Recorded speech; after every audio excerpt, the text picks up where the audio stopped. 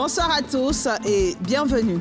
À la une de l'actualité, les audiences du président de la République, le nouveau secrétaire général du CAMES, les nouveaux présidents de la FIF et de l'Assemblée nationale étaient au palais présidentiel ce mardi pour échanger avec le chef de l'État. À la une de l'actualité également, le plébiscite d'Adama Bictogo que vous venez d'apercevoir dans les audiences de ce jour au palais présidentiel. Il a été élu ce matin président de l'Assemblée nationale avec 237 voix. L'opposition avait appelé à voter pour lui. Et puis les examens à grand tirage du ministère de l'Éducation nationale et de l'alphabétisation ont débuté ce matin. Plus de 7000 candidats au CEPE ont pris d'assaut les centres d'examen pour les épreuves écrites. La ministre Marietou Koné met en garde contre toute tentative de fraude. Plus de 7000 candidats au CEPE ont pris d'assaut ce matin les centres d'examen pour les épreuves écrites. Les résultats seront proclamés le 21 juin prochain, procédant au lancement des compositions au groupe scolaire de Gonzagueville dans la commune de Port-Bouët. La ministre de l'Éducation a mis en garde contre toute tentative de fraude. Les explications de Thierry Danger et d'Éric Kim. Groupe scolaire Gonzagueville dans la commune de Port-Bouët. À l'intérieur, des candidats de la session 2022 du CEPE, certificat d'études primaires élémentaires et à l'entrée en 6e, en salle, le stress se lit sur des visages. En retrait, des examinateurs prennent les dernières consignes. Il faut dire aux enfants, on nous a demandé de ne pas les laisser sortir deux disciplines, deux matières. Donc quand ils sont là, il faut trouver peut-être une stratégie pour dire que celui qu'on va voir franchir le seuil de la porte sans autorisation, on va le conduire au portail. Il va rentrer chez lui. Parce que quand vous allez venir déposer les copies, il n'y a personne derrière vous. Si vous avez dit simplement rester en salle, et puis vous êtes venu ici, on le connaît tous, ils ne vont jamais rester. Peu après, ils sont rejoints par la ministre de tutelle, venue leur donner le top départ des épreuves. Bien avant, elle casse l'ambiance quelque peu tendue. Ça va? Vous avez bossé, vous avez étudié, vous n'avez pas peur. C'est ça non? Vous êtes prêts? Prêt. S'assurant du suivi des consignes antifraude, elle entame la distribution des sujets, avec un mot d'ordre pour chaque candidat. Et au-delà, l'ensemble des 703 498 candidats au front, dans 2368 centres de composition, repartis sur le territoire national. Concentrez-vous et puis vous écrivez ce que vous savez. S'il y a un grand qui rentre ici pour vous dire quelque chose, chassez-le. Si un grand écrit quelque chose au tableau, ne recopiez pas, parce que c'est pour vous distraire, c'est pour vous mettre sur le mauvais chemin qui est le chemin de la tricherie. Professeur Marietou Koné est également l'hôte de ces autres candidats repartis dans les salles du même centre. Parmi eux, des adultes bénéficiaires des cours d'alphabétisation à l'assaut du premier diplôme. Au terme des visites, elle réitère son activisme contre la fraude.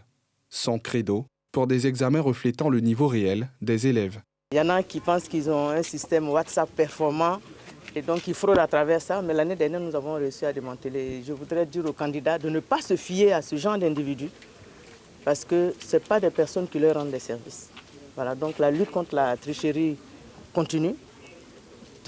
Tolérance zéro. Sur 703 498 candidats de la session 2022, l'on relève 359 167 garçons et 344 781 filles. Parmi eux, 6 129 candidats libres et 92 en situation de handicap participent à ces épreuves, entamées par l'exploitation de textes.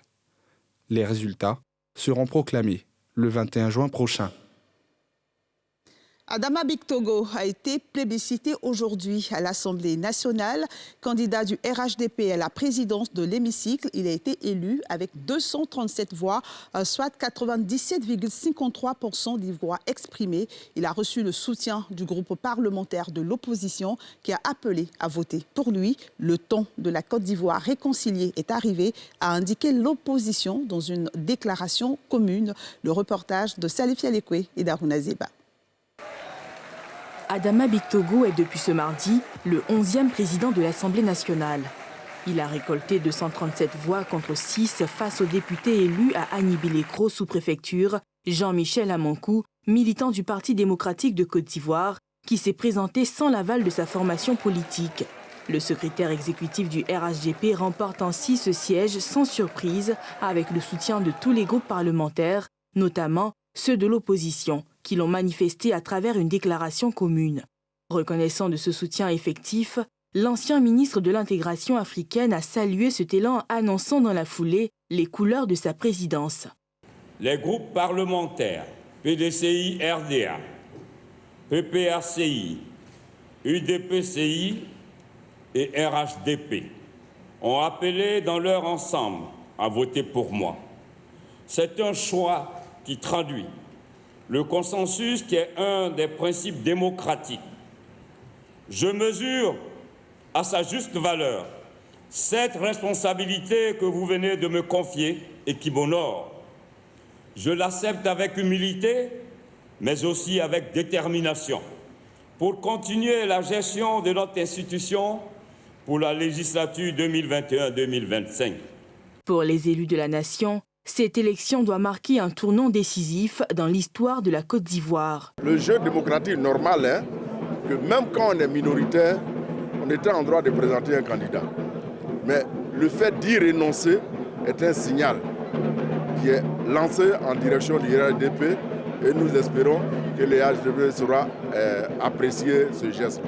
C'est la meilleure candidature pour notre Assemblée. Elle est la meilleure parmi les deux candidats qui se sont présentés. D'abord à travers l'expérience de M. Adama Bittogo, l'expérience politique, l'expérience de l'intérim au cours de laquelle il a montré qu'il était un président d'ouverture. Adama Bittogo succède à Amadou Soumaoro, décédé le samedi 7 mai 2022 à l'âge de 68 ans à Abidjan, des suites d'une longue maladie.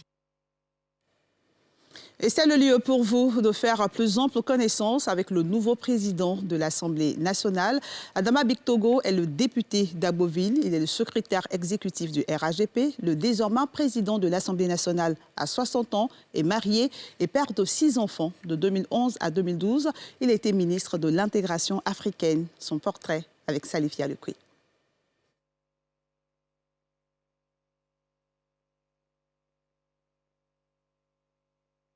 Homme d'affaires et homme politique, à 60 ans, Adama Bittogo est aussi secrétaire exécutif du parti au pouvoir, le RHDP, Rassemblement des oufouettistes pour la démocratie et la paix.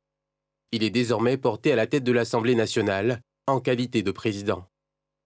Né le 14 décembre 1962 à Agboville, il est marié et père de 6 enfants. Après des études primaires à Agboville, il obtient le bac B en 1983 à l'Académie de Créteil en France. Ensuite, il décroche le DUG en économie appliquée à l'Université de Créteil Paris 12.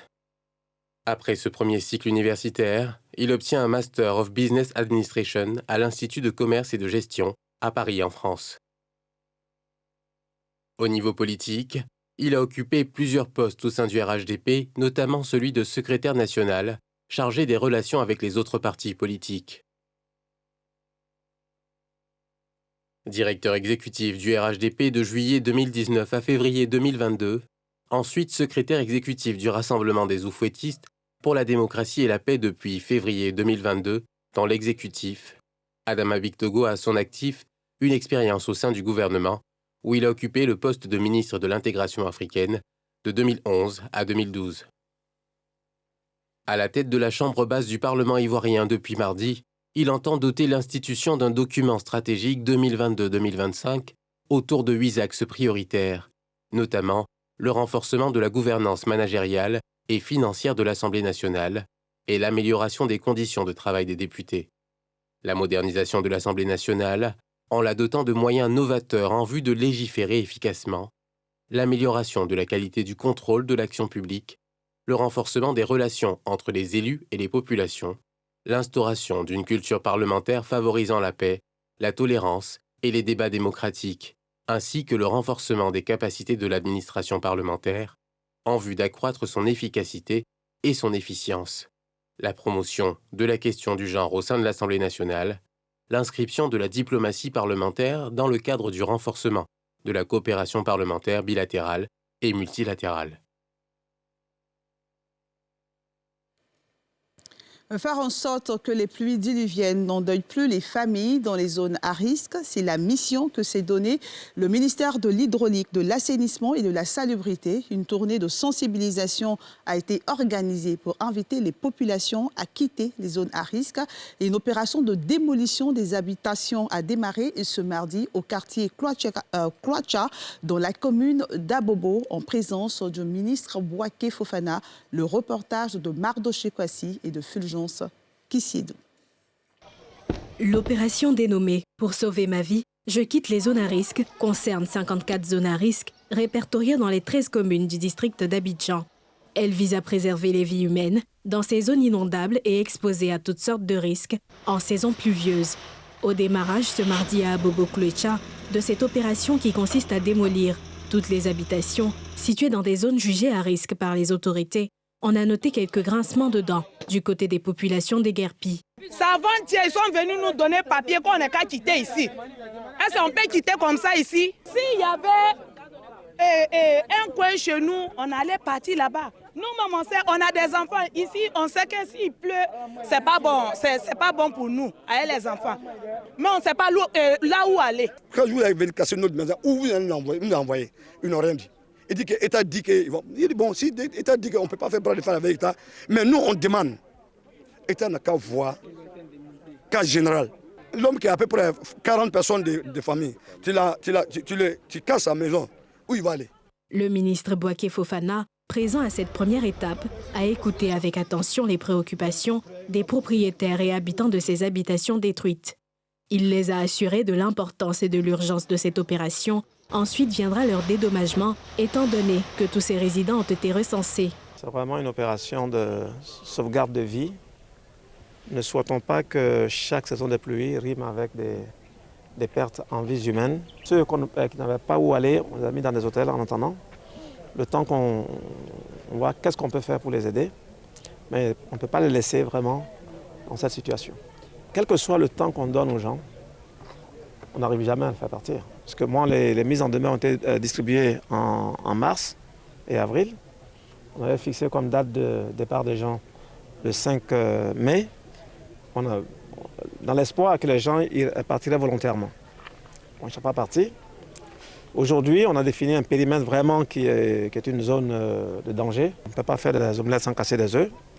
Nous en assumons cela. Nous allons maintenant, une fois qu'ils sont hors des dangers, on discute avec eux, qu'est-ce qu'on va faire. 4 000 ménages, soit environ 25 000 personnes, sont concernées par cette opération dont la première partie va coûter 2,5 milliards de francs CFA. Ces sites démolis seront sécurisés et aménagés pour en éviter la recolonisation. Présidentielle. Le président de la République, Alassane Ouattara, a reçu aujourd'hui en audience le nouveau secrétaire général du CAMES, les nouveaux présidents de la FIF et de l'Assemblée nationale. À l'entame de leurs nouvelles fonctions, ils sont venus présenter leur civilité au chef de l'État, Pierre Dipomela. Professeur Konaté Souleymane, secrétaire général du CAMES, première personnalité à être reçue par le président Alassane Ouattara au palais de la présidence. Accompagné du ministre en charge de l'enseignement supérieur, il a été présenté au chef de l'État. Nous avons reçu les félicitations donc, de son Excellence, Monsieur le Président de la République, et tous ses encouragements. Nous sommes très reconnaissants par rapport à cette audience. Deuxième personnalité reçue, le président de la FIF, Yassine Idriss Diallo, nouvellement élu, venu présenter ses civilités au chef de l'État. Nous sommes venus prendre des conseils auprès de lui suite à notre élection. Nous sommes venus lui confier, en tant que guide de notre pays, en tant que capitaine des éléphants, notre équipe nationale qui doit participer à la CAN 2023. Les défis, déjà, c'était d'avoir un sélectionneur dans des délais très courts, de monter une équipe compétitive, c'est ce que nous sommes en train de faire. On a déjà eu un premier match à Yamoussoukro. À ce stade, il faut remercier le gouvernement. Il faut féliciter le gouvernement parce qu'on a eu la chance de jouer dans un stade magnifique avec une pelouse exceptionnelle. Enfin, arrive le tour de Adama Bictogo, dont l'élection à la présidence de l'Assemblée nationale a eu lieu seulement quelques heures avant. Il a exprimé sa reconnaissance au président Ouattara, qu'il a proposé comme candidat du parti à cette élection. Je suis donc venu exprimer toute ma gratitude, toute ma reconnaissance et mes remerciements au président, son Excellence Alassane Ouattara, qui est resté constant dans la confiance qu'il m'a toujours témoignée, et ce depuis plusieurs années. Le président de la République Alassane Ouattara lui accordera une autre rencontre pour prendre connaissance de son plan d'action à la tête de la Chambre basse du Parlement ivoirien. Vous vous en souvenez certainement, la semaine dernière, des propriétaires des points de transaction de mobile money mécontents avaient observé un arrêt de travail de 3 jours pour dénoncer la réduction de leur commission par les opérateurs de téléphonie mobile. N'ayant pas obtenu gain de cause, ils ont décidé de faire payer une somme supplémentaire de 100 francs CFA aux clients, quel que soit le type de transaction. Et c'est depuis hier que les clients sont obligés de payer cette somme. Nadia Idja et Mathurin Badé pour les précisions. Venu faire un envoi de 5 000 francs à un parrain, ce client est informé qu'il devra débourser, en plus des frais de transaction de 1% fixés par les compagnies de téléphonie mobile, la somme de 100 francs CFA. Des frais de service qu'il découvre avec mécontentement. C'est le même matin, puis on dit paye 100 francs avant de faire dépôt, paye 100 francs avant de faire retrait. Si les réseaux n'ont pas diminué, nous on va faire comment? C'est pas sur la population maintenant, ils vont venir à mettre leur couleur. Nous on est désolés. Ces 100 francs, instaurés par le syndicat national des propriétaires de points de vente mobile money, depuis ce lundi seront applicables jusqu'à nouvel ordre. Nous cherchons à rentrer en contact avec l'autorité compétente pour résoudre les véritables problèmes que nous rencontrons dans notre secteur d'activité. Les frais de service ont été instaurés depuis le 5 juin jusqu'à nouvel ordre. Ce qui voudrait dire que même aujourd'hui, même là, on peut sursoir, on peut lancer le montant depuis sursoir. Une décision suivie diversement. Aujourd'hui, pour avoir 5 000, on a obligé de vendre 3 millions. Oui, non, on a obligé de vendre 3 millions. Donc, avec le syndicat, on s'est entendu. Donc, c'est le client qui a payé les 100 francs à chaque opération. Tous ceux qui font les transferts, les dépôts avec nous, ce sont des gens qui sont... On habite ensemble, qu'on est dans le même secteur. Donc on n'a pas voulu appliquer, mais les gens viennent nous mettre la pression pour qu'on applique. Forcément, ça nous pénalise. Si ça perdure, on fera comme les autres. On va commencer à appliquer ce que les gens ont dit. Si certains consommateurs se montrent indulgents face à ce paiement supplémentaire, d'autres sont moins compréhensifs. Bon, il y a d'autres clients qui comprennent la situation. Par contre, il y a d'autres qui nous traitent d'arnaqueurs. Ils ne comprennent pas. Il y a d'autres mecs qui nous crient là-dessus, ils ne comprennent pas. Bon, nous, notre rôle, c'est de leur expliquer de façon posée. Moi, je n'ai pas de problème avec. Si c'est 100 francs, si je veux envoyer 200 de plus, je fais. Si j'ai décidé, parce que généralement, ceux qui, ceux qui font la sous-traitance en parlent parce que ça ne les arrange pas. Du côté du CINAM, on rassure. Cette hausse n'est pas destinée à pénaliser la population, mais plutôt à revaloriser leur secteur. C'est juste le pont pour obtenir nos revendications. 1. La revalorisation de nos commissions. Nous voudrons sortir de l'informel, aller vers le formel. Désormais, il faut qu'on soit capable de scolaariser nos enfants. Désormais, il faut qu'on soit capable de déclarer nos travailleurs à la CNPS. Il faut que désormais nous soyons capables de vivre décemment de ce qui nous revient de droit. Les signes annonciateurs de cette tendance se sont manifestés par une grève de 3 jours des propriétaires de points de vente. Leur volonté, faire réagir les autorités compétentes face au commissionnement, jugé dérisoire.